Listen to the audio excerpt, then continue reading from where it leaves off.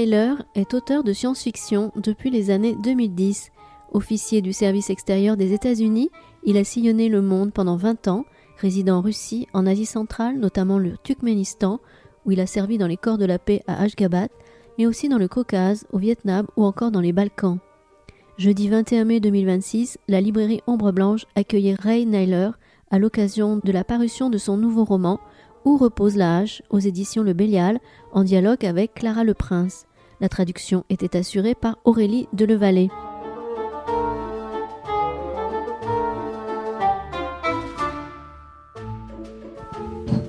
On va commencer. Merci à tous d'être venus. On est ravis de recevoir Ray Nayler aujourd'hui. Merci aussi à Aurélie qui va faire la traduction. Je vais faire une brève présentation. Vous êtes né en Californie et vous êtes donc un auteur américain de science-fiction. Avant cela, vous avez été membre durant quelques années des Peace Corps. Et après, vous avez travaillé dans différentes ONG avant d'enseigner à l'université.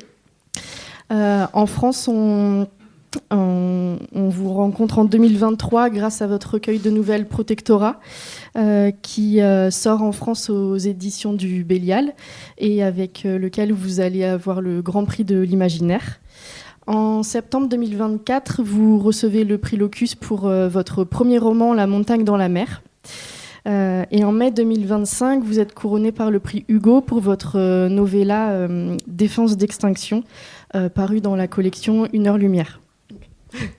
Et donc aujourd'hui, on vous reçoit pour votre deuxième roman Où repose la hache, toujours aux éditions du Bélial. En lisant votre biographie, j'ai eu l'impression que vous avez eu plusieurs vies. Comment l'écriture est-elle venue jusqu'à vous ? Est-ce que vous avez toujours écrit ? So, first of all, thank you for having me here in Toulouse, and it's a beautiful city. I had a few hours to walk around beforehand, so I spent every minute I could out in the streets, walking around. Thank you very much for hosting me, and thank you. Merci beaucoup de me recevoir ici. Je suis vraiment ravie parce que je trouve que Toulouse est une ville absolument magnifique. J'ai eu quelques heures pour me balader un peu dans les rues et je suis vraiment ravie. Merci beaucoup de m'accueillir. So I started writing when I was a child. I don't actually remember when I started. I learned to read very early. I learned to read early enough that I don't really remember learning to read. Maybe when I was 3 or 4 years old. My mother was very interested in literature and she wanted me to read very early. And I started maybe thinking that I wanted to be a writer when I was about 15 years old. And I started writing quite seriously at 15 with the aim of getting published and being a writer one day.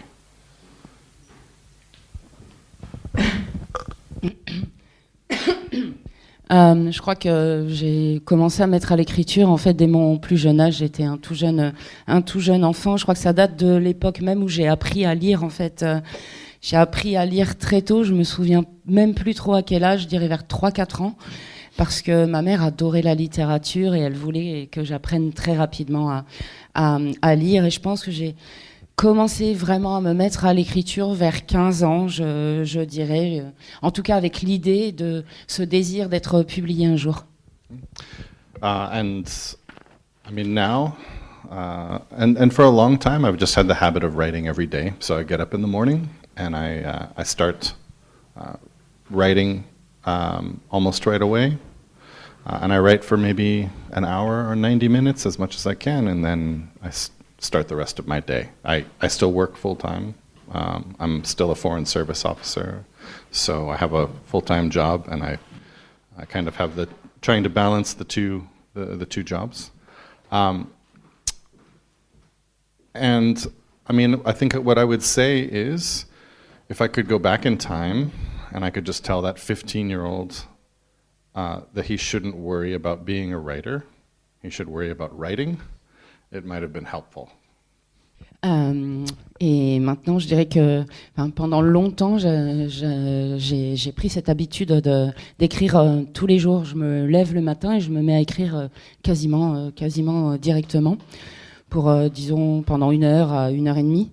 Et puis ensuite, je fais le reste de ma journée. Je travaille toujours à plein temps pour les services étrangers. Et en fait, si je pouvais retourner en arrière, je pense que je dirais à l'adolescent de 15 ans que j'étais de ne pas tant s'inquiéter sur le fait de devenir un écrivain, mais de plus se préoccuper de l'écriture elle-même. Je pense que ça serait un très bon conseil. Et donc vous avez commencé à lire très tôt. Est-ce que vous vous souvenez de vos premières lectures ou en tout cas d'auteurs qui vous ont particulièrement marqué? I think, and I'm not just saying this because I'm here in France, but I actually think that the first book I have really sort of deep memories of is 20,000 Leagues Under the Sea. My mother didn't really want me to read science fiction, so she wouldn't really let me read like the American classics of science fiction from the 50s and things. So I was, living in the 80s, but reading things that were 100 years old. So I was reading Jules Verne and I was reading H.G. Wells and those kinds of things because my mother had accepted those as like classics.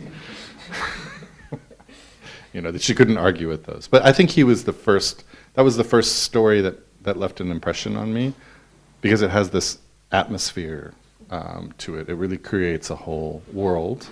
And I think that's remained with me, this idea that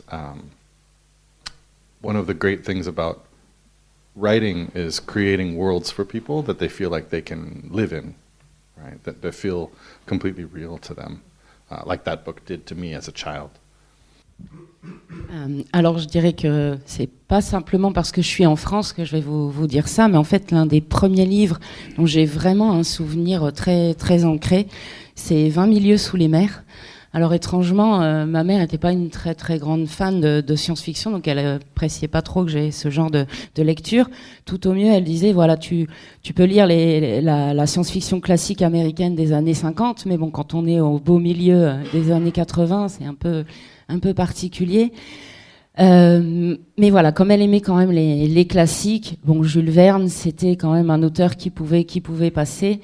Et disons qu'il a vraiment laissé une marque très profonde chez moi dans sa manière de créer des atmosphères, sa manière de créer des mondes.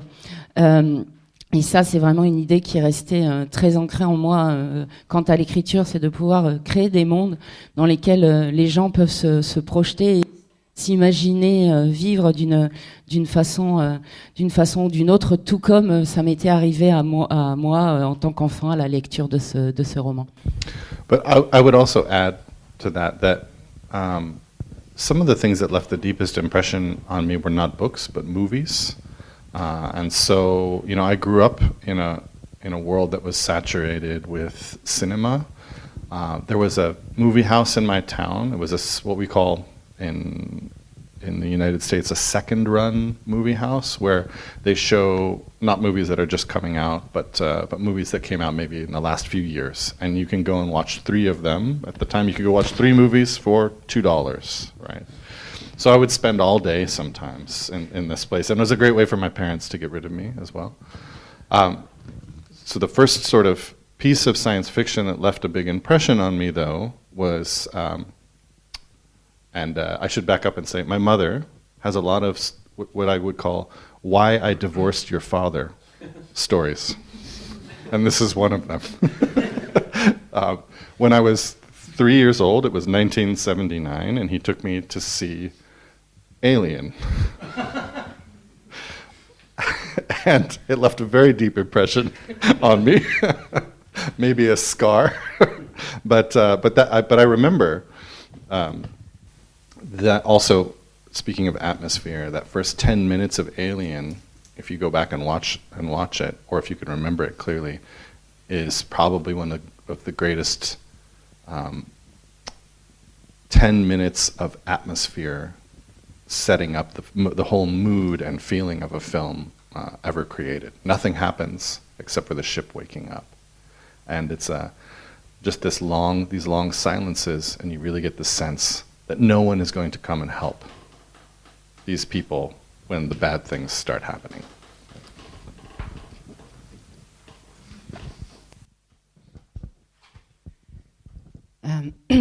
voudrais aussi ajouter que ce qui m'a fait une très grande impression à l'époque, c'était pas tant les livres, mais plutôt les films. J'ai quand même grandi dans un monde saturé par le cinéma. Et dans la ville où je vivais, il y avait un cinéma d'art et essai, donc qui ne sort pas que les films tout récents, mais qui fait aussi des rétrospectives. Et donc, à l'époque, on pouvait voir 3 films pour $2. Et mes parents étaient d'ailleurs ravis, c'était un très bon moyen pour eux de se débarrasser de moi. Tiens, d'ailleurs, s'agissant des films aussi, c'est... voilà une petite histoire un peu le film que ma mère pourrait se faire dans sa tête de pourquoi j'ai divorcé de ton père. Faut savoir qu'en 1979, donc j'avais 7 ans, il m'a emmené voir Alien au cinéma. Donc ça, pour me faire une grande impression, c'est sûr que ça m'a fait une grande impression. Je pense que ça m'a même laissé une cicatrice, on pourrait dire. Et ce dont je me souviens surtout de ce film, c'est l'atmosphère qui règne. Les 10 premières minutes d'Alien, je ne sais pas si vous l'avez vu ou si vous vous en souvenez, mais en tout cas, c'est vraiment les 10 minutes qui créent une atmosphère, mais d'une façon absolument incroyable. Toute l'ambiance du film est résumée dans ces seules 10 minutes de ce vaisseau complètement abandonné, où on a l'impression en fait que personne viendra aider les pauvres personnages qui sont à l'intérieur. Et pour continuer sur vos influences littéraires, j'ai lu dans une de vos interviews que vous vous inspiriez aussi du roman noir. Est-ce que vous pourriez nous dire pourquoi cette école-là en particulier?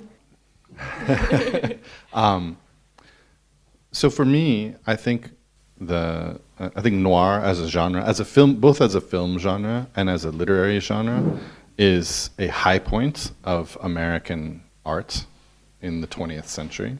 I think some of our greatest writers were writers of crime fiction in the mid 20th century. So writers like Patricia Highsmith, writers like Dorothy B. Hughes, writers like John D. MacDonald and Jim MacDonald. You can list that, you can go on and on.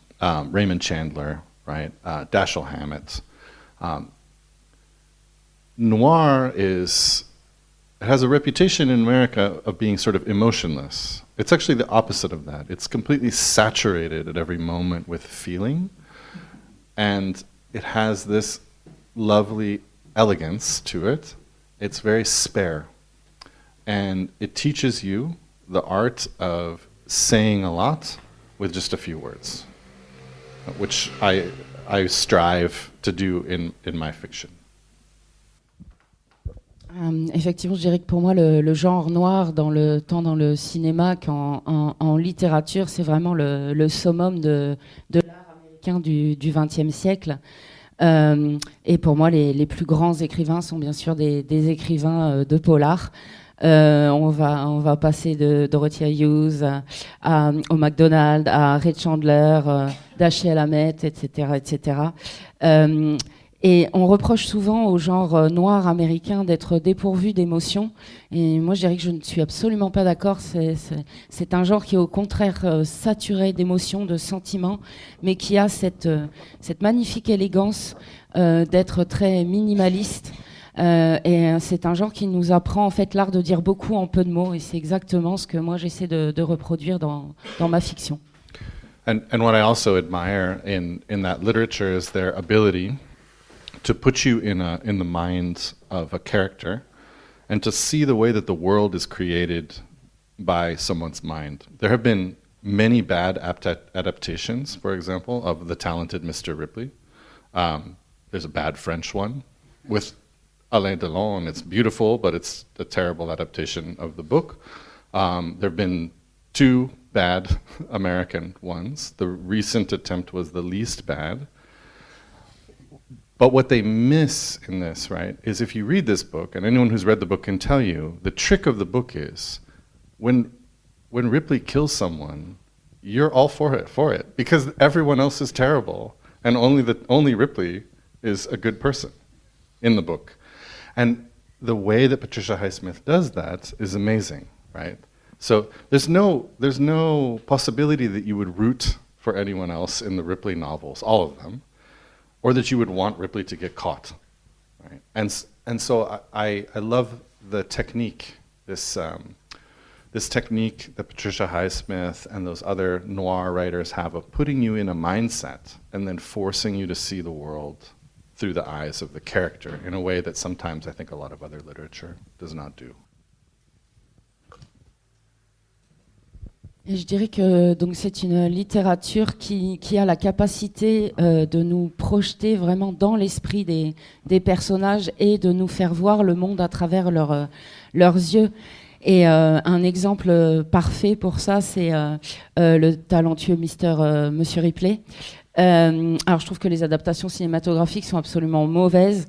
Alain Delon est très beau dans ce film, mais l'adaptation est vraiment pas bonne. Il y a 2 très mauvaises adaptations américaines également. Je dirais que la plus récente est la moins pire.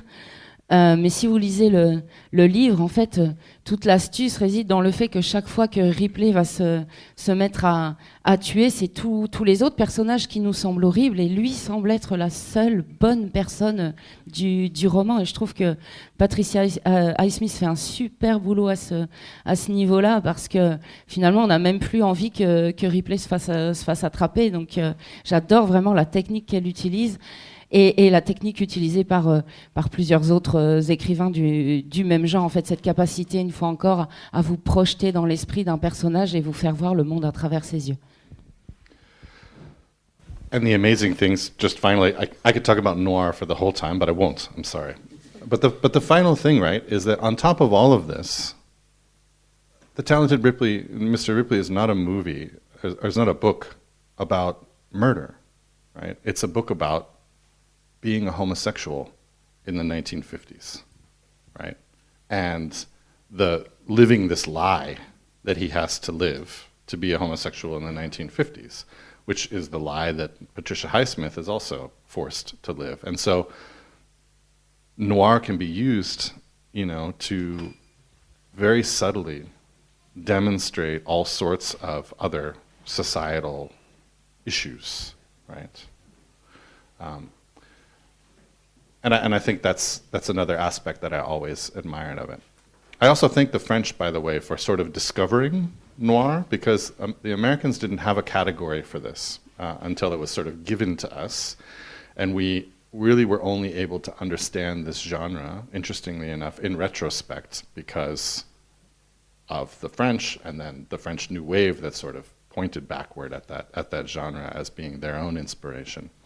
Americans just thought of them as crime films and didn't analyze them very much. And that French interest in American cinema probably preserved a lot of those prints for us. A lot of those movies would probably just have been destroyed as not being of value.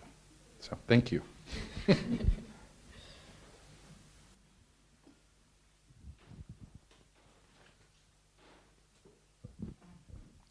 Oui, alors je voudrais encore développer un petit peu sur le roman noir. Je pourrais en parler pendant des heures, je vais essayer de me restreindre un petit peu, mais disons que j'ajouterais que le talentueux Monsieur Ripley n'est pas tant un livre qui traite du meurtre, mais plutôt le central, c'est être homosexuel dans les années 50, et puis devoir vivre la manière dont Ripley vit avec ce mensonge, qui est aussi une situation qu'a vécu Patricia Highsmith.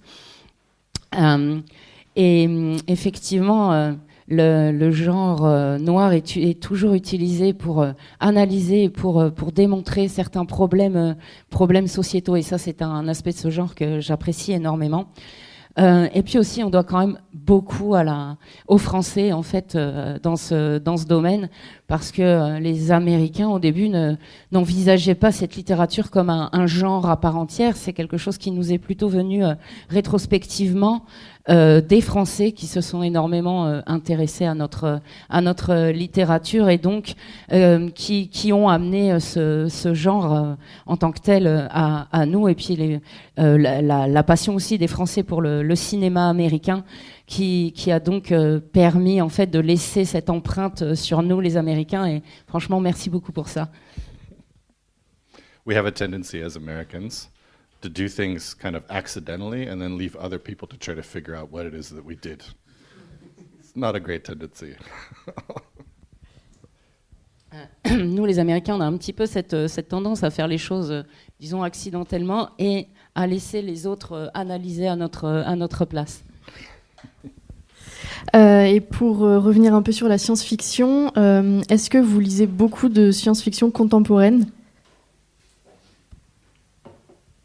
So, once I started writing novels, I ceased to have the time really to read anything except for the research that is going into my next book. And for that reason, I don't read a lot of contemporary science fiction. But another reason that I don't read a lot of contemporary science fiction is I think that the genre should be pulling things in from outside of itself, first of all. I think that its writers should be as different as possible from one another. And the more I read other science fiction writers, the more I will be like other science fiction writers. So my goal is to read everything and read very widely and pull things from other genres into science fiction. I also, when I read, I have a very good memory for what I read, so good that I can like plagiarize sentences from memory without knowing that I've done it. So I try to avoid reading things that other people have written where that might happen, because I can actually, years later pull a sentence out and then realize that I've taken it from another book, word for word. Alors je dirais que une fois que j'ai commencé à écrire un roman, en fait, j'ai plus le temps pour quoi que ce soit d'autre, si ce n'est pour faire des recherches sur mon prochain livre. Donc en fait, je lis quand même assez peu de science-fiction contemporaine. Une autre raison aussi, c'est que je trouve que ce genre devrait s'inspirer de beaucoup plus de choses et vraiment étendre ses influences, et que les écrivains devraient être aussi, et écrivaines devraient être aussi différents et différentes que possible. En tout cas, moi, mon souci, c'est ça. Plus je lis et plus je deviens, je me mets à écrire comme les écrivains que je suis en train de lire. Et donc, je me mets à mettre tout ça dans mes livres. C'est un peu gênant, d'autant plus que j'ai aussi une mémoire assez impressionnante, au point qu'en fait, je suis capable de plagier des phrases entières dans mes romans, du simple fait d'avoir lu un roman auparavant, sans même me rendre compte que je suis en train de plagier quelque chose. Donc, je me restreins vraiment dans mes lectures pour essayer d'éviter cette situation. Avant d'écrire des romans, vous écrivez donc beaucoup de nouvelles. Vous avez un peu répondu quand vous avez parlé du roman policier, mais qu'est-ce qui vous plaît tant dans cette forme littéraire? So I sort of had this very antiquated idea when I was a kid of what being a writer was. I thought that being a writer would be like being someone from the lost generation. So I would go and I would live in Paris or somewhere else, right? And I would make my living writing short stories. This is already, absurd, but I was a kid and I didn't understand that. And I just thought that the short story was this perfect form. If you can write a good short story, I felt like you can write anything, because the short story will teach you how to distill everything down to the most important elements.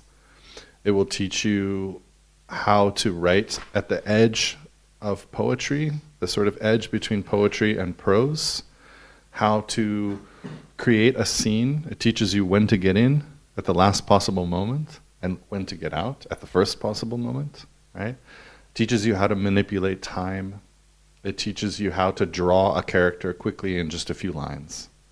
And so you learn everything that you need to know as a writer from reading short stories and from writing short stories.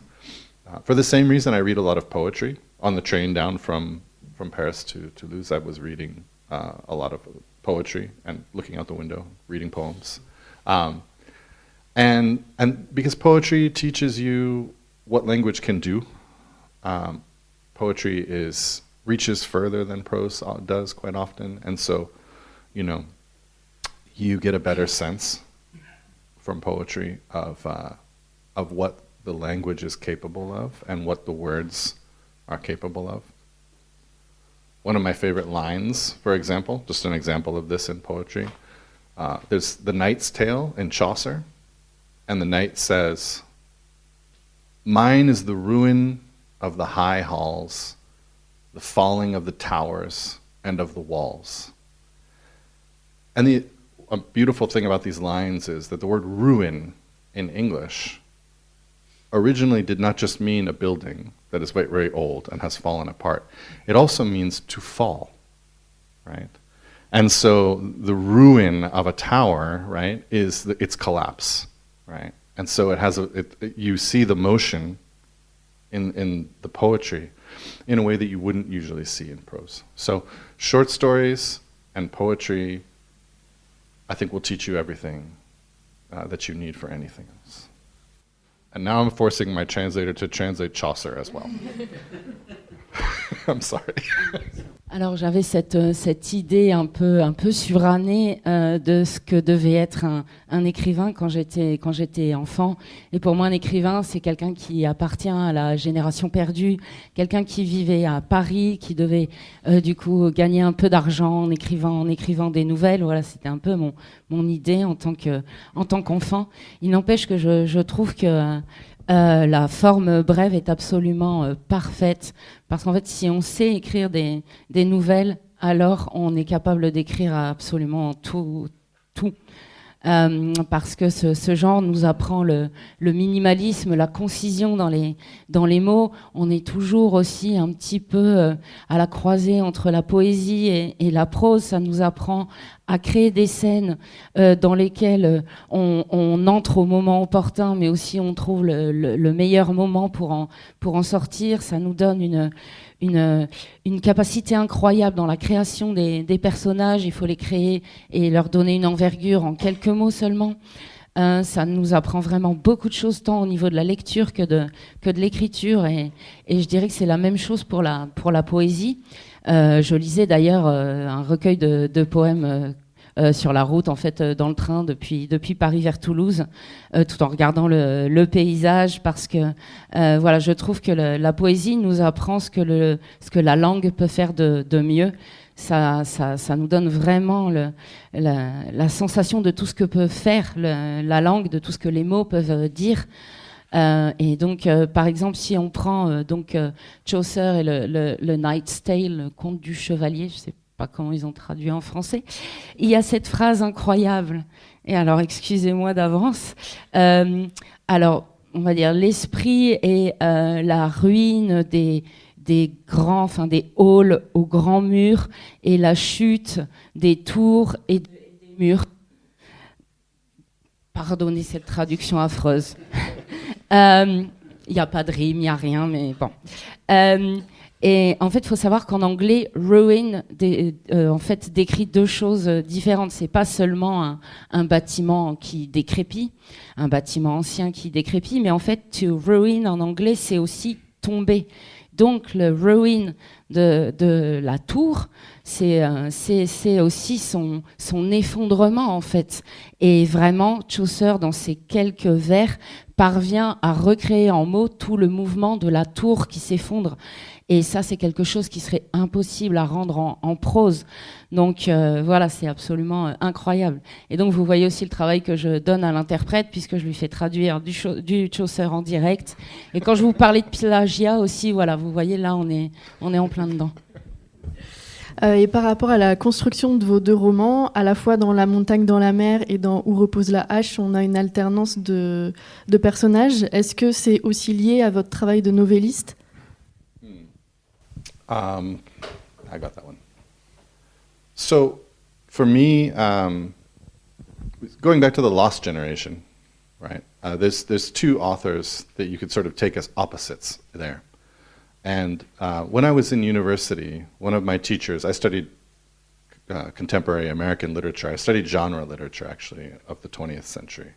But one of my professors said, John Dos Passos always listened. Hemingway only talks.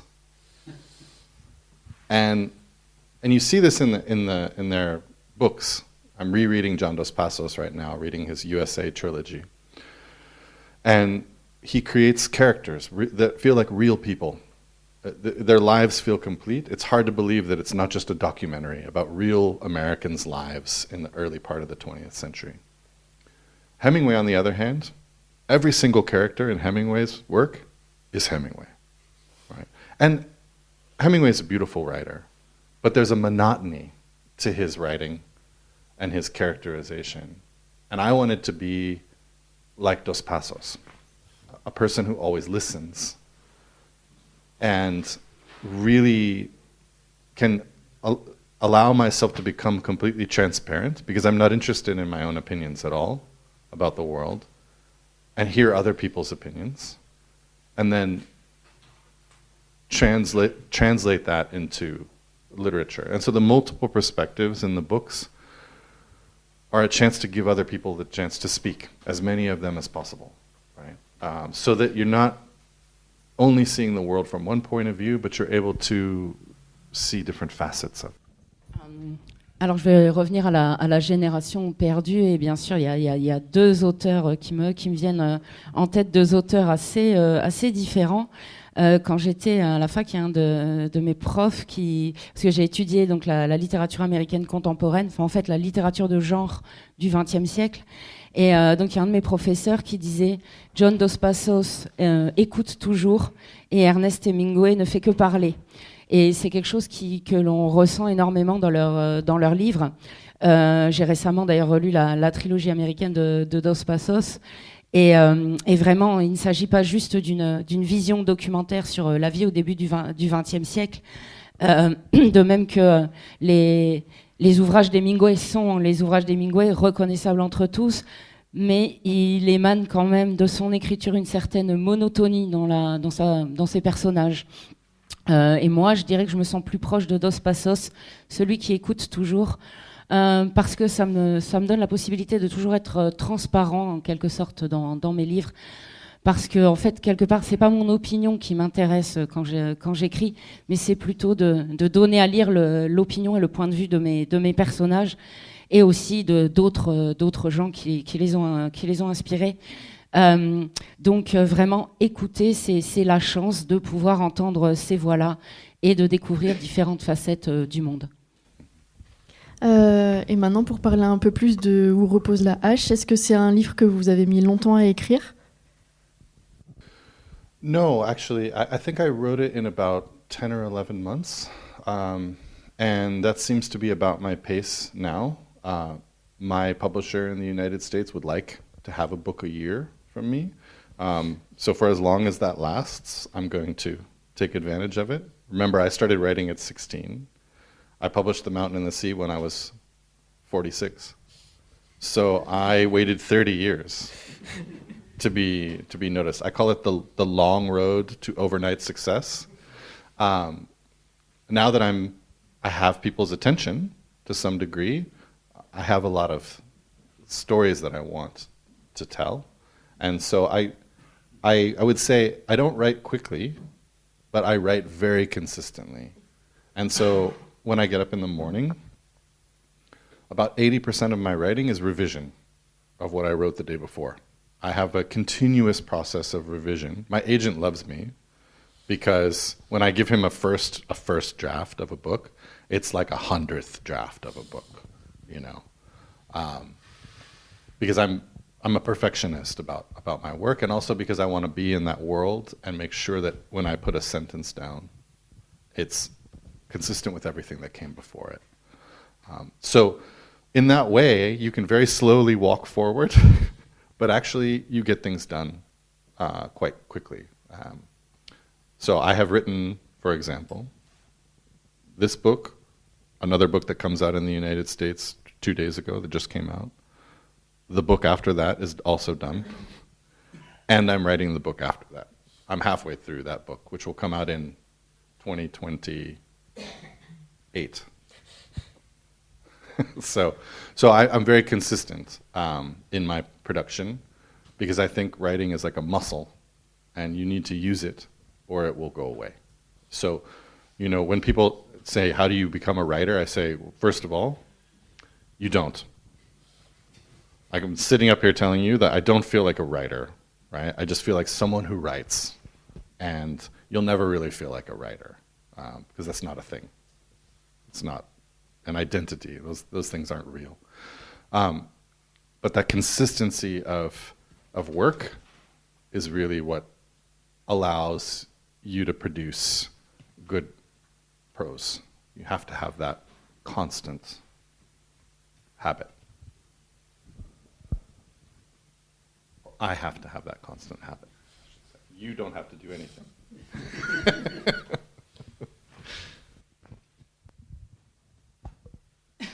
Alors, je dirais pas tant que ça. En fait, ça m'a pris 10-11 mois pour l'écrire, et c'est à peu près la rapidité à laquelle j'écris tous mes romans ces derniers temps.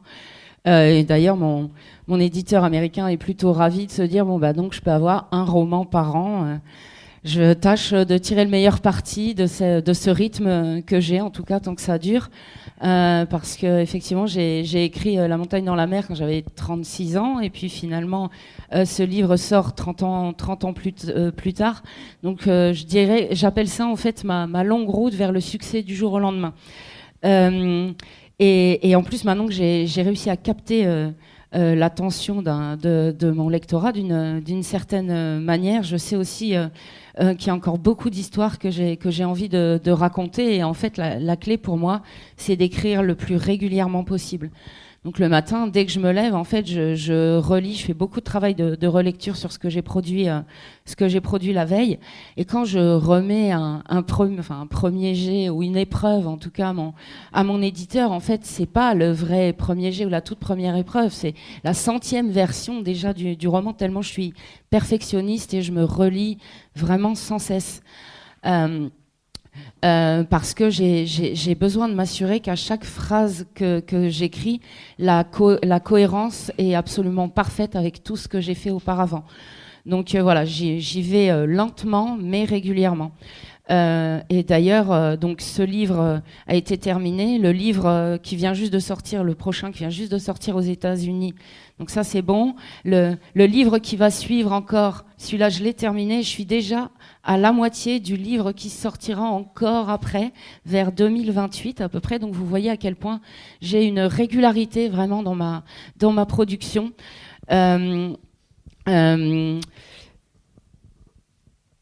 Oui, voilà, parce que en fait, moi, je considère l'écriture comme un muscle, et un muscle, il faut l'entraîner, sinon, il s'affaiblit et puis il disparaît.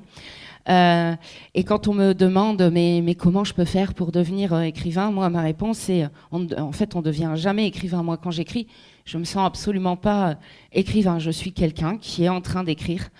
Mais la régularité dans le travail, c'est vraiment ça la clé. C'est ce qui va vous permettre d'écrire une prose de qualité. Donc il faut vraiment faire de cette régularité une habitude. Enfin, en tout cas, moi, j'ai à faire de cette régularité une habitude. Vous n'avez rien à faire du tout, hein, bien sûr. Donc pour celles et ceux qui ne l'ont pas encore lu, Où repose la hache se passe dans un futur proche. Le roman met en miroir d'un côté un Occident en perte de repères qui a baissé les bras et qui a confié le pouvoir à des intelligences artificielles. Et de l'autre côté, on a un Orient appelé la Fédération, dirigé par un despote en fin de vie, mais qui va avoir son esprit transféré dans un corps plus jeune. Pourriez-vous nous raconter le point de départ de votre roman ? So this for me was a book about systems, and the question that I was asking myself was, how do you change things? Like, how do you make a change in the world? How do we change the system that we live in if we want to? How do you get rid of an authoritarian system if you need to? And so the authoritarian system in the Federation, this is for me like a symbol, right? I mean, it's a metaphor, because leaders change, but the authoritarianism is passed down from one leader to another in these systems. So from father to son, or from one person to another, the person might change, but the system does not. So having a person who can just download their mind into a new body is really like a metaphor for the way in which I lived in Turkmenistan as a Peace Corps volunteer, for example. I lived under Turkmenbashi, father of all Turkmen, right? Who, when he died, was replaced by a president who was exactly like him, and who has now been replaced by his son. Right? So it's about, for me, that's about the persistence of systems on the one side. On the other side, what I see in the West is a tendency to not want to have politics anymore, and instead to want to rationalize everything and just create a world in which some kind of idea of how we think things should be is sort of forced on people. Like they're given a political choice, but it isn't much of a choice from one thing to another. And I thought, as AI comes to play a greater and greater role in politics, that idea that you can have a perfect world, right? And that you can do that without arguing with each other, by just having a machine decide what's fair, will become more and more widespread. And I wrote this book in 2023, and now there's a minister in Albania already who is like an AI minister, the concept of which is ridiculous, right?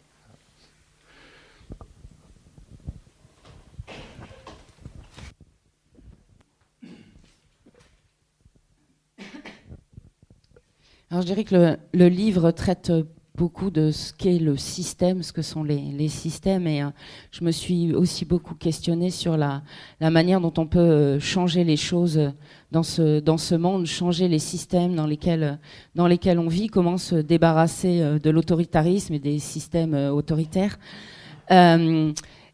Et en fait, donc ce système autoritaire dans la fédération, en fait, c'est un symbole, je dirais, c'est même une métaphore. Et donc d'où la manière de transférer cet autoritarisme de père en fils, puisque finalement c'est comme ça que ça se passe pragmatiquement. Et bien autant pousser ce système à l'extrême et puis transférer tout simplement l'esprit d'un despote directement dans son successeur. Voilà, d'ailleurs, ça me rappelle ma propre expérience au Turkménistan, et donc le président turkménbashi a été remplacé à sa mort par quelqu'un qui fut lui-même remplacé par son propre fils, mais qui n'ont jamais fait que de perpétrer les mêmes idées, le même système politique. Donc vraiment, ça souligne la persistance de tout système. Puis de l'autre côté, on a l'Occident, avec cette tendance à ne plus vouloir avoir de politique en tant que telle, et de tout rationaliser. Donc dans un monde finalement le plus simple pour y parvenir, c'est tout simplement d'avoir recours à l'intelligence artificielle pour imprimer tout simplement les idées dans la tête des gens. Et comme ça, il n'y a plus besoin en fait il n'y a plus de discussion possible, puisque on nous met directement les idées dans la tête, et c'est une machine qui décide à notre place. D'ailleurs, c'est quelque chose qui tend de plus en plus à se vérifier, puisque you said you wrote the book in 2022, and now there's a minister in Albania who's an yeah, and so. Pardon. Et donc j'ai écrit ce roman en 2022, et donc pour illustrer un petit peu le fait que tout ça est en train de devenir une réalité, en Albanie il y a quand même un ministre qui est une intelligence artificielle, donc on y arrive tout doucement. Donc votre roman est constitué de 3 grandes parties qui débutent chacune par un extrait d'un livre écrit par l'un des personnages, Zoya. Le livre s'appelle Le débat éternel, et c'est un livre qui est interdit par la Fédération, et elle-même s'est fait exiler dans la taïga. Il est beaucoup question du contrôle exercé par les États de diverses manières dans votre roman. Est-ce que c'était important et primordial pour vous de parler aussi du contrôle des idées par l'accessibilité aux livres? For me, it's Yes, there is an element of, I think that books are important for translating ideas, but even more important than books is discussion and debate and argument with one another. I believe that we are being haunted right now, our societies are haunted by arguments we failed to win and simply repressed. We basically at some point broke those arguments off and we said, we are right, you are wrong.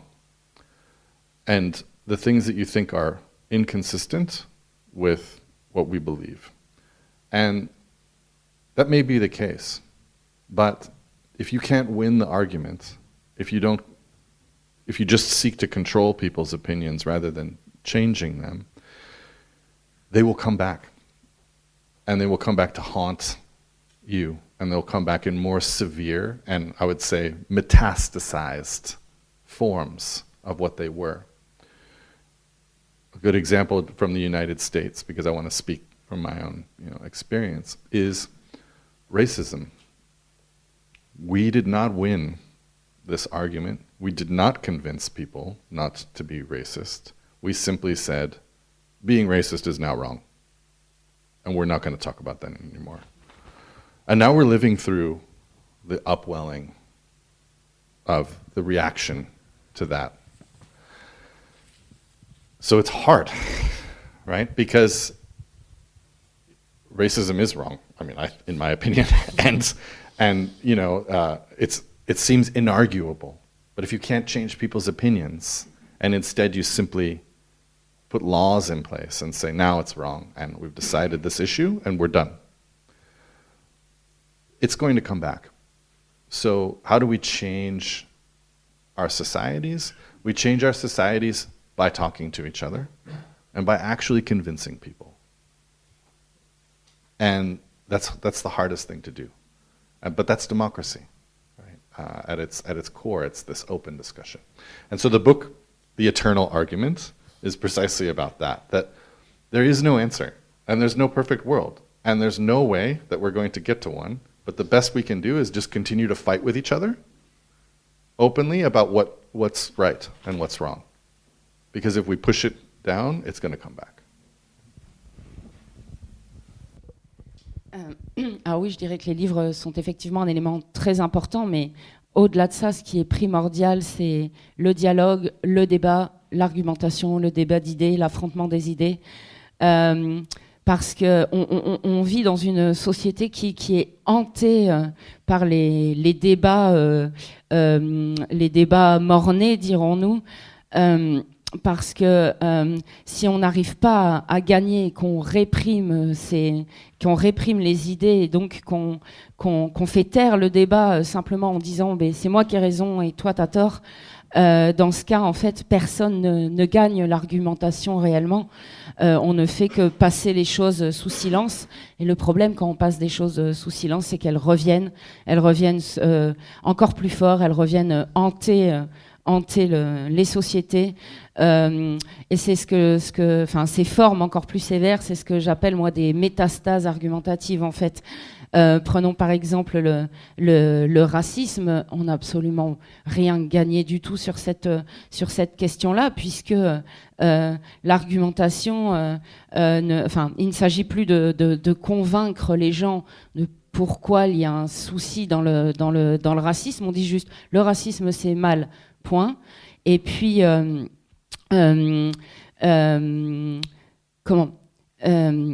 et voilà quoi, disons que le racisme pour moi, bien entendu, c'est mal, mais si on n'arrive pas à changer réellement l'opinion des gens et que la seule chose qu'on ait, ce sont des lois pour tout simplement faire taire le débat, eh bien les choses il y aura un retour de ces questions. Donc comment changer la société réellement? Eh bien on change la société par vraiment la discussion, par le dialogue. Et ça, c'est l'essence même de la démocratie, a priori. Et donc le livre traite de ça. Il n'y a pas réellement de réponse, mais voilà, comment essayer d'améliorer les choses, et surtout si on ne fait que de se battre en passant des idées sous silence au lieu de réellement s'y confronter, eh bien, elles reviendront dans des formes bien pires. So, I mean, again, speaking about the United States, right? There's an argument to be made that the South won the Civil War. Because right now in the United States, because of how we handled the Civil War, we are still being haunted by the ideas of the South in our politics. And because we never openly really addressed them, we just fought a war, and then we said, okay, we're done, the war is over, and we're going to move on as a society. But we didn't have enough space for cleaning up what happened after. There's many examples that I could go into. It would take too much time. But the general point of the book is, how do you change things, right? If you can't do that, if you can't rely on an AI to just say, this is right, okay, you get this and you get this, and that's politics, right, done. And you can't rely on authoritarianism, of course, to help people, because it just becomes a self-perpetuating, corrupt system. How do you change those things? One of the examples in the book is the kurgans. So if you drive through Central Asia, and you out in the deserts and on the steppe, you'll see these hills everywhere. They're not hills. They were created by people. They're tombs of kings.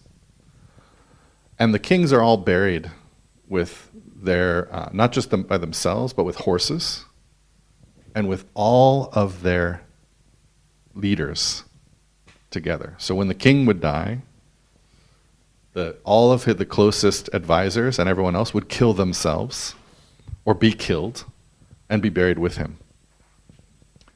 And one of the characters in the book says, that's so that they would have a chance afterwards, the society, to change, right? Because if you kept all those people around, they would just replace him.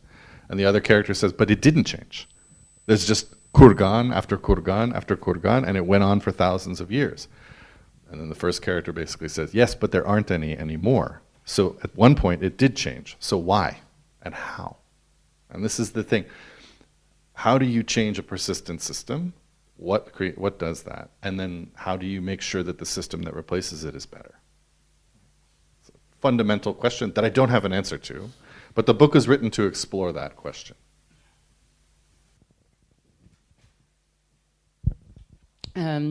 Donc pour en revenir aux États-Unis, un des gros sujets de débat, c'est le fait qu'on considère que le Sud a gagné la guerre de sécession. Et pourtant, aujourd'hui, on se débat encore avec cette question-là qui ne cesse de nous hanter. Et on est vraiment hanté encore par le Sud dans nos politiques actuelles. Mais voilà, le souci, c'est que on s'est contenté de se dire, bah voilà, on a mené une guerre, on l'a gagnée, la guerre est finie, passons à autre chose. Et on n'a pas laissé ni de temps ni d'espace pour faire le ménage derrière nous. Et j'aurais plein d'exemples comme ça à vous donner, mais bon, ça prendrait vraiment énormément de temps. Et donc, dans le livre, c'est de ça dont il est question. C'est comment on peut réussir à changer les choses. Il y a plusieurs possibilités. Alors effectivement, on pourrait laisser une intelligence artificielle et puis un régime autoritaire s'occuper des choses à notre place, ou bien on décide qu'il y a encore une place pour un changement possible, mais du coup, comment y parvenir? Un exemple dont je voudrais vous parler, si vous allez en Asie centrale, dans la steppe, vous voyez dans le paysage des espèces de collines sur des kilomètres et des kilomètres. En fait, ce ne sont pas du tout des collines, ce sont des monticules, ce sont des tombes où sont enterrés les rois, les rois n'étaient pas enterrés seuls. En fait, ils étaient enterrés avec leurs chevaux et avec aussi toute leur suite, donc tous les leaders et toutes les personnes qui appartenaient à la cour et qui étaient là pour influencer la vie politique de l'époque. Donc soit ils se suicidaient, soit on les tuait au moment du décès du roi. Et c'était vu comme une chance de pouvoir réellement changer la société en profondeur. Parce que du coup, il y avait un renouvellement complet. Et donc, il y a un moment dans le livre, un personnage qui se dit, tiens, mais en fait, un régime autoritaire ne fait que remplacer un régime autoritaire et qui remplace un autre régime autoritaire. Et pourtant, il y a un moment, on a réussi à avoir une forme de changement. Comment réussir à rendre ce changement persistant en fait sur le long terme, et surtout s'assurer que ce changement, c'est un changement pour le meilleur. Voilà, donc ce sont toutes des questions que je soulève dans le livre, et je vous dis, si j'avais des réponses, je n'écrirais pas de la mais j'écrirais des essais. Et je voudrais vous poser une dernière question avant de laisser la parole au public. La place de l'humain est aussi très important dans votre roman. Mais l'ensemble de vos personnages ont l'air un peu dépassés par leur situation respective. Comme s'ils subissaient plus leur vie qu'autre chose, même si ils ne cessent jamais de s'interroger sur le monde qui les entoure. Est-ce que c'était important pour vous de développer des personnages qu'on pourrait qualifier de lambda, des personnages un peu comme tout le monde? Yeah, I'm every man, right? I mean, I'm nobody important, and I've lived a life, and most of us live lives that are small, right? Like we just we live our lives, we do our thing, and we're not the great figures that move the world. We're the other people, and I think that, you know, in general, one of the characters in the book, he's sort of one of my personal favorites, is Nikolai, the doctor who takes care of the president. And all he wants is to live his life without being destroyed by politics. He just wants to live peacefully, and he can't, right? I was inspired, you know, by the very interesting story of Ravenna in Italy, right? Which is fascinating because the Western Roman Empire collapsed, and most of Italy fell into chaos, right? Visigoths and all sorts of different, you know, fragmented states. But in Ravenna, 200 years after the collapse of the Western Roman Empire, life remained totally stable, untouched by the outside world, surrounded by swamps that no army could cross. People were able to live in peace and prosperity for generation after generation after generation. How lucky, right? The entire world, basically, for Romans had been destroyed, but for people in Ravenna, they were able to continue to not only live their own lives in peace, but have their children live their lives in peace. And I think for most people, that's enough to have just a peaceful life. But then there's also people who want to smash the world into pieces, right? For one reason or another. And I think we all have both. We want to live in peace. We would also like to smash the world into pieces sometimes and remake it in some better way. And so I think, you know, the characters and my characters, they are pulled in that same way between just being very small people, part of things they don't understand, and then also wanting to be a part of changing things. Or not wanting to have any part with changing things, in the case of a few characters in the book, but having to be a part of it anyway.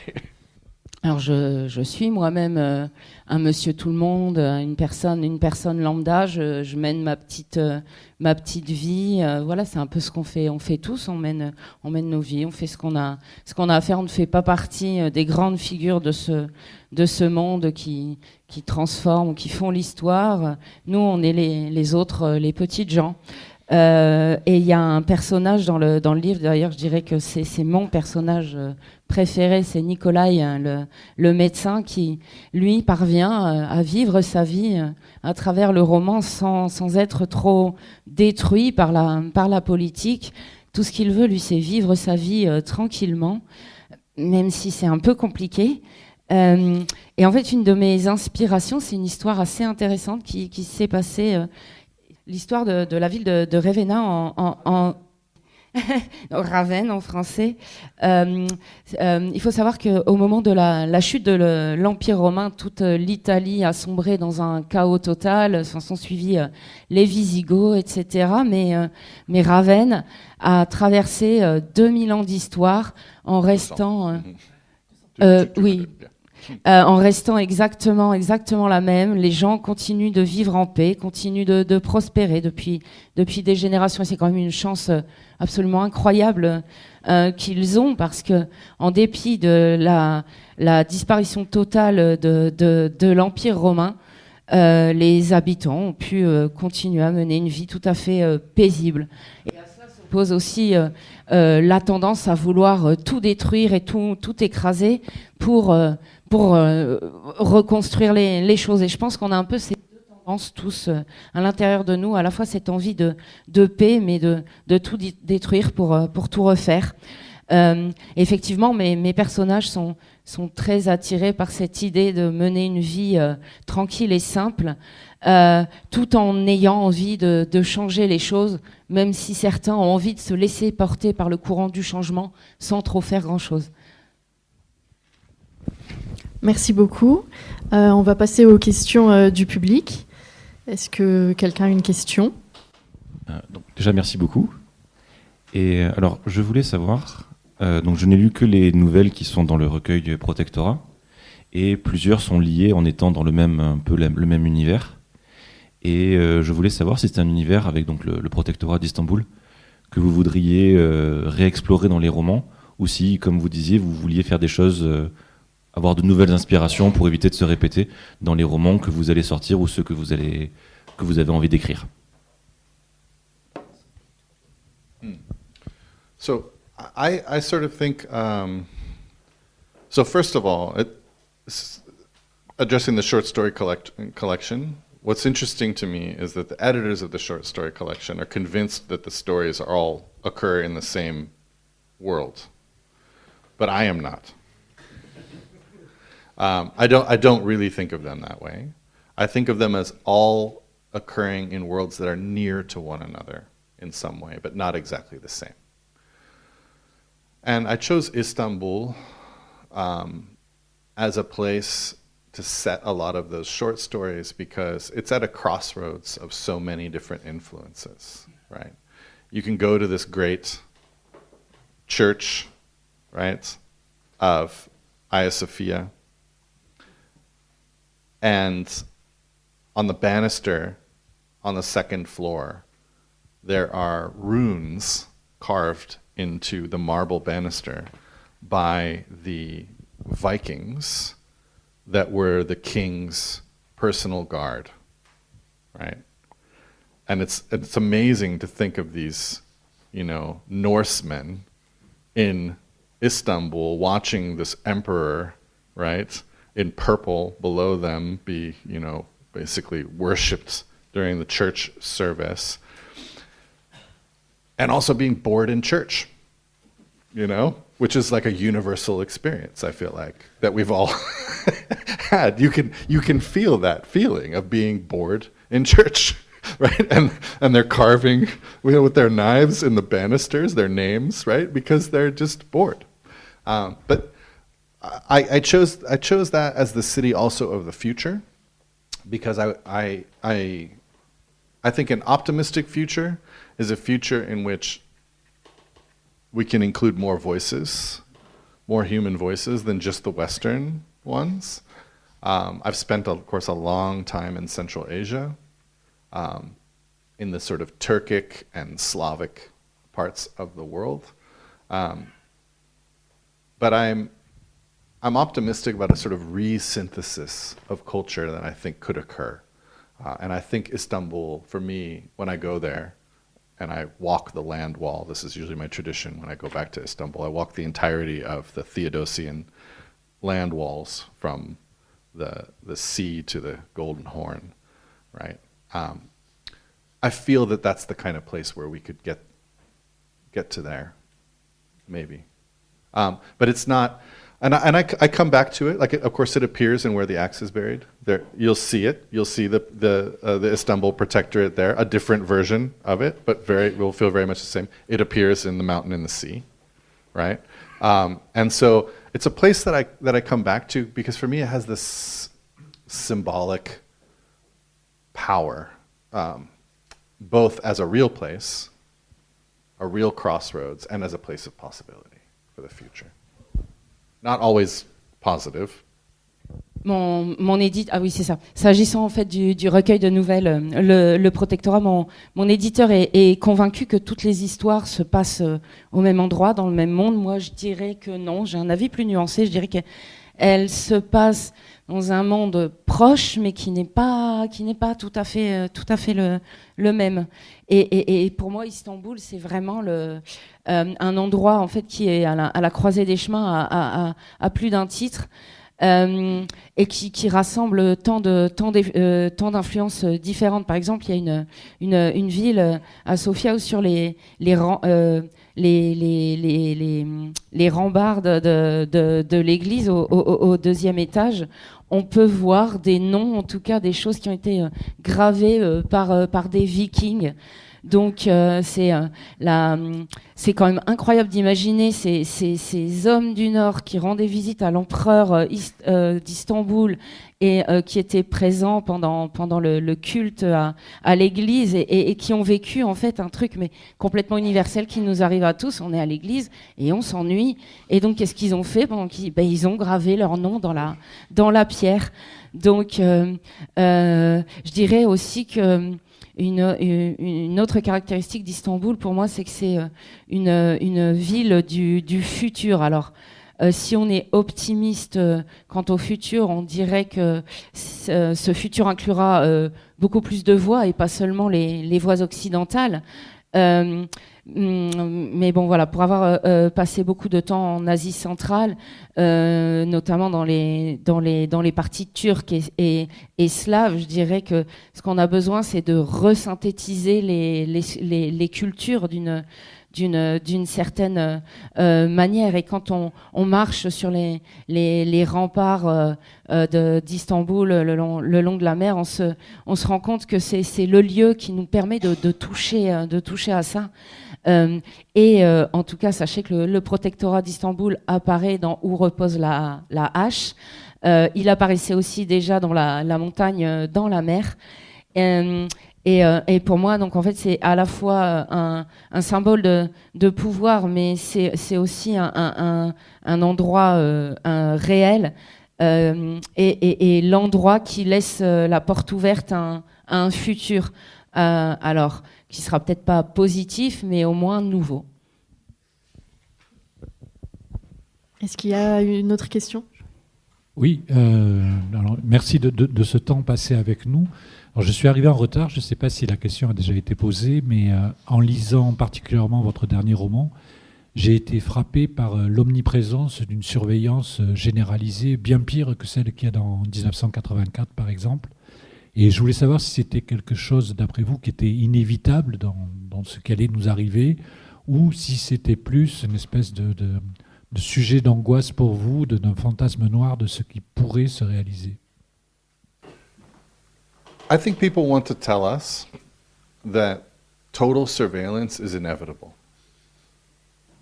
I think that the people who want to tell you that total surveillance is inevitable are the people who are profiting from increased surveillance, right?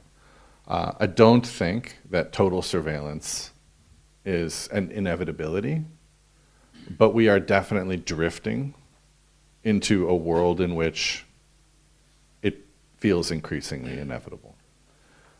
I got on a plane, right? Air France, thank you very much, in Washington, D.C., without my boarding pass, right? Because they used facial recognition to board everyone on the plane, right? And this is just one step. Yeah, no one took their boarding passes out of their pockets. We all had them on our phones right now, and some people had paper ones. No one showed a boarding pass to get on the plane, because now they're experimenting, more and more with facial recognition. This is one step further toward total surveillance, right? I don't think anything is inevitable, but what seems very clear is that this particular society, the one that we're living in today, mutually kind of, right, doesn't seem to have found the force to resist surveillance and the increased penetration of these companies, because it's usually companies actually in the West who then give that information to the government and other people, into our personal data and our personal lives. And if we continue down that path, then we will certainly live in a world that is as surveilled as the world in, where the axe is buried. And I have to say, there's one thing in this book, right? There's one thing where when I wrote it afterwards, I thought, I feel like I just gave someone an idea. And they're going to go and do it. And that's this idea of choice print in the book, where they can track people by just watching your eyes and your face while you make a decision. And that becomes like a fingerprint that they can trace you with. And that's how they, catch one of the characters, right? Little spoiler, but it's in the middle of the book. I was sort of like, I really probably shouldn't have written that, because there's some guy in Silicon Valley who's like, ooh, this is a great idea. Alors je pense qu'on veut nous dire qu'on va tout droit vers une surveillance totale et que c'est absolument inévitable. Et je pense que les gens qui veulent ancrer cette idée dans nos esprits sont en fait ceux qui tirent profit de cette situation. Personnellement, je pense absolument pas que ce soit quelque chose d'inévitable, même si effectivement c'est une chose vers laquelle on tend et qui se développe de plus en plus. Pour vous donner un exemple, j'ai pris l'avion depuis Washington avec la compagnie Air France, et j'ai pas eu besoin de montrer mon ticket d'embarquement, parce qu'en fait ils ont la reconnaissance faciale pour faire embarquer leurs passagers. Donc c'est déjà un pas en avant vers cela. Personne n'a eu à montrer en fait sa carte d'embarquement, que ce soit sur téléphone ou en version papier. Tout est passé par la reconnaissance faciale. On a franchi un certain cap, mais une fois encore, rien n'est totalement inévitable, même si je dirais, il semble clair que nos sociétés, celles dans lesquelles on vit, nous occidentaux, ne semblent pas avoir la force pour résister à cette tendance à la surveillance totale. Et donc, s'il y a une pénétration toujours plus importante des diverses entreprises occidentales qui fournissent des données personnelles, eh bien, si on continue effectivement d'aller dans cette voie-là, disons que ce ne sera pas pour le meilleur.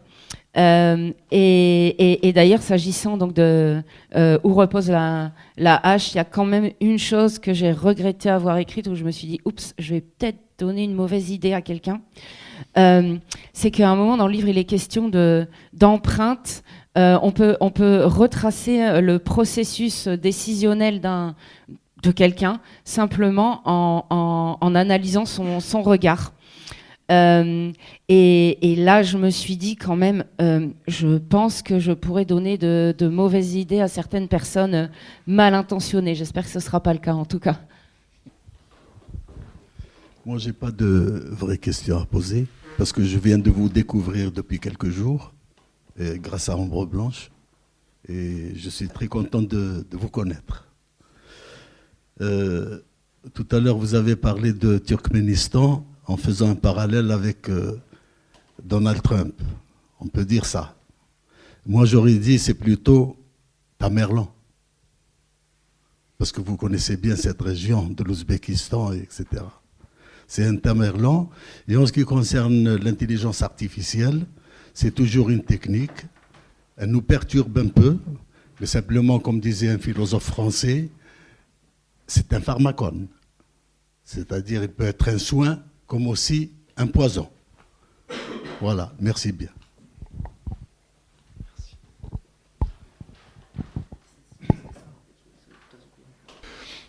Yeah, I agree with the idea that technology entirely depends on how it's used. I think that our history of using technology well is not great. But then again, we invented things in World War II and just after World War II that could have been used, right, further, and so far have not been, right? So we are capable of grasping how dangerous technology is and containing it when we want to. I don't see, first of all, to back up about AI. AI is just a term. I grew up in Silicon Valley, and my father is a computer engineer, and my uncle works for Lockheed Martin, right? And I've seen a lot of these technologies for decades come into being. AI is mostly just a term that they use for almost every kind of computer program that exists now. So if it's like a program, like a software, it's AI. A lot of them have been around for a long time. But it has great capacities, of course, to be used, if it was used well, to improve people's lives. And it's incredibly dangerous in other ways, and has great capacities to put a lot of people out of work and make the world worse. And we'll see. But I think we're in this moment of responsibility to talk about how you're going to use these things. As they're invented and as they're coming into the world, we have a responsibility as the people of this world to make decisions about what we're going to do with these technologies. And those decisions cannot be left in the hands of the people who are profiting from them alone. We need to also be involved in those conversations. Right now, we're not involved in those conversations, almost at all. So how do we get there? That's my question. How do we get to making sure this pharmacon is more medicine? Alors je suis assez d'accord que la technologie dépend de l'usage que l'on a fait. Et je dirais que l'histoire nous a quand même enseigné que l'on n'est pas très très doué à tirer le meilleur parti de la technologie. Il y a des choses qui ont été inventées pendant la Seconde Guerre mondiale et au sortir de la Seconde Guerre mondiale qui auraient pu être utilisées plus avant. Je touche du bois. Jusqu'ici, ça n'a pas été le cas. Mais il est effectivement important de bien saisir la manière dont on peut utiliser cette technologie et surtout à quel point, mal employées, elles peuvent être ravageuses. Prenons l'intelligence artificielle en soi. Intelligence artificielle, c'est juste un mot, c'est juste un terme. J'ai moi-même grandi dans la Silicon Valley. Mon père était informaticien. Alors aujourd'hui, on emploie le terme IA à tout bout de champ, mais à la base, en fait, ça n'est jamais qu'un programme informatique qui est censé réaliser une tâche. Et donc, c'est un concept qui existe depuis très longtemps, en fait. Et je pense qu'effectivement, la technologie a la capacité d'améliorer grandement la vie des gens, mais aussi, elle peut faire le pire et le meilleur, et notamment ce qu'elle menace le plus, ce sont les emplois. Donc, je dirais qu'il est de notre responsabilité en tant qu'habitants de ce monde de discuter de l'usage à faire de ces technologies, et que ce débat ne soit pas seulement laissé aux mains de ceux qui tirent un profit financier en fait de cette situation. Le problème, c'est qu'actuellement, c'est une conversation qui n'a absolument pas lieu, alors qu'il faudrait exactement réfléchir à comment faire de ce pharmacone un remède plus qu'un poison. Bonsoir, merci beaucoup d'être venu. Donc j'ai lu aucun de vos livres, pas encore. Donc pardonnez-moi si c'est un sujet que vous avez déjà abordé, mais de ce que j'ai compris, vous vous accordez beaucoup d'importance au changement des sociétés, ou bien au contraire comment elles arrivent à rester stables et immuables malgré les éléments extérieurs. Est-ce que le genre du climate fiction, de la fiction du changement climatique est quelque chose que vous peut-être pensez aborder à l'avenir, en cela qu'elle a quand même un impact très important sur nos sociétés? Merci. I forgive you for not having read the book, before coming here. It's good. It's good. You should. But yes, this is actually central to a lot of my work, and it's very central to the mountain and the sea. Climate change shows up in Where the Axe is Buried, although this is much more a book about politics. It's also central to the tusks of extinction, climate change, species preservation, a lot of these issues I'm very directly concerned with. And I just most recently actually wrote the preface for a Slovak collection of short stories about of like eco-fiction stories. So yes, I think it's a central concern of our time. And it's an ethical concern for us in a way that was not for the generations that came before us. And I'll let my poor translator just translate that part, and then I'll move on to the next thing. Alors je vous pardonne que vous n'ayez pas lu les livres, et c'est une bonne chose quelque part. Effectivement, la question du changement climatique est quand même centrale dans mon travail. C'est une question qui est déjà un peu sous-jacente dans la montagne, dans la mer. On le retrouve aussi un petit peu dans Où repose la hache, mais aussi dans Défense d'extinction. Donc effectivement, c'est quelque chose de très prégnant actuellement comme sujet. Et, par exemple, j'ai récemment écrit une préface pour un recueil de nouvelles slovaques, donc pour de l'éco-fiction. C'est effectivement une question très importante et une question éthique contemporaine. C'est une chose à laquelle les générations qui nous ont précédés n'ont absolument pas eu à réfléchir. Et donc, je vais laisser l'interprète traduire ce que je viens de dire et je vous explique la suite ensuite. So, the reason I consider this an ethical question, I can explain best with a sort of allegory. Right? If I'm walking down a road and there's someone dying on the side of the road, and I walk past them, right? But I walk past them because I did not see them. And I wasn't aware that they were dying or that I could help them, right? Because let's say there was a bush or a wall or some kind of barrier between us. I haven't made any ethical decision. I've just gone about my way. This, in effect, in the 1950s, is what people were doing with fossil fuels, right? No one knew that they were changing the climate. No one knew that we would be capable, or some people knew, but society, in general did not know, right? There were a few people who were picking up on this already, but this was not in the discourse, right? It's very different now.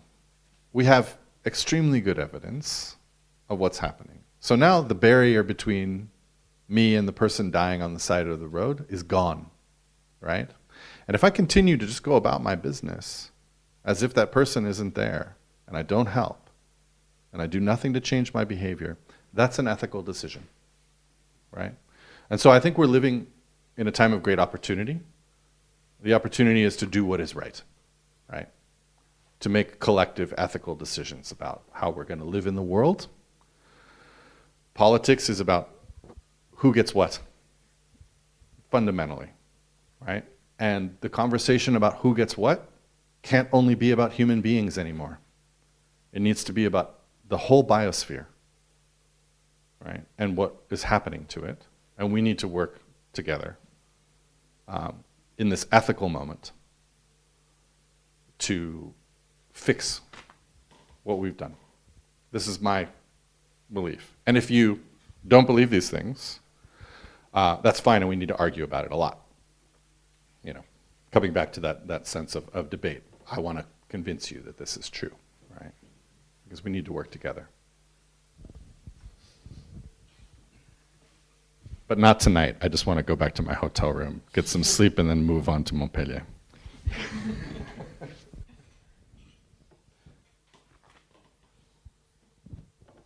Alors, pour vous expliquer en quoi je considère que c'est une question éthique, je vais utiliser une allégorie. Imaginez que vous êtes en train de marcher le long d'une route, et puis il y a quelqu'un qui est mort ou en train de mourir sur le bord de la route, et vous passez sans même le voir. Donc, vous n'êtes même pas conscient qu'il y a cette personne sur le bord de la route qui aurait peut-être besoin d'aide, parce que, je sais pas, il y avait un buisson, un mur, en tout cas quelque chose qui vous a empêché de le voir.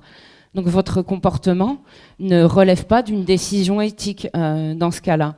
Vous avez continué votre chemin parce que vous ne l'avez pas vu. C'est un peu ce qui s'est passé, je dirais, dans les années 50, avec notamment les énergies fossiles. Personne ne savait vraiment, à grande échelle, en tout cas, la catastrophe vers laquelle on courait. Il y avait quelques rares personnes qui tâchaient d'alerter un petit peu sur la question, mais c'était pas un débat central à grande échelle. Maintenant, c'est complètement différent. On a vraiment des preuves assez solides sur la situation. Donc, quelque part, cette espèce de barrière entre moi et cette personne qui meurt sur le bord de la route a disparu maintenant. Donc, si je décide de passer mon chemin sans l'aider, sans rien changer, alors je fais une décision, j'ai pris une décision éthique. Et je dirais que ce qu'il faut, c'est qu'on ait besoin de prendre des décisions éthiques de façon collective. La politique, en politique, il s'agit de savoir qui aura quoi. Eh bien, actuellement, qui aura quoi n'implique plus uniquement l'espèce humaine, mais en fait, c'est toute la biosphère qui est concernée maintenant. Et on doit tous travailler ensemble dans ce moment éthique pour tâcher de réparer ce qu'on a fait. Et d'ailleurs, si vous n'êtes pas d'accord avec moi, alors franchement, il faudrait qu'on en débatte, parce que j'ai envie de vous convaincre que c'est juste de faire ce genre de choses. Donc, travaillons ensemble et discutons ensemble pour faire avancer les choses. Alors, peut-être pas ce soir. Là, je vais rentrer à mon hôtel, passer une bonne nuit de sommeil et demain, je pars à Montpellier pour la suite des discussions. Merci beaucoup. En tout cas, c'était un plaisir de vous recevoir. Thank you very much for your questions. I just want to say, there's an expression in Russian, which is, Russians will say, and they didn't even give you milk. The history of it is, when people worked very dangerous jobs in the Soviet Union, where they were exposed to radiation and other chemicals, they would give them milk to fortify them against the damage done to their bodies by doing this. So I just want to say that, thank you to the brave work of my translator, and I didn't even give her milk, right? Merci beaucoup de m'avoir accueilli, merci pour vos questions. Et puis, je voudrais dire, il y a une expression en russe qui dit « et je lui ai même pas donné de lait ». Parce qu'il faut savoir que à l'époque, tous les gens qui avaient des postes assez dangereux dans l'Union soviétique et qui étaient soumis à certaines radiations et des choses comme ça, on leur donnait du lait pour les renforcer, pour les fortifier face à la difficulté de leur travail et puis pour qu'ils ne subissent pas les dommages des radiations. Eh bien, je n'ai même pas donné de lait à ma traductrice. Et bravo.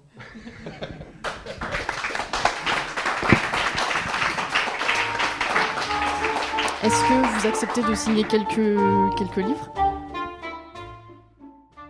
Vous venez d'écouter Ray Nayler, auteur de Où repose la hache, paru aux éditions Le Bélial, lors de sa venue à la librairie Ombre Blanche le 21 mai 2026.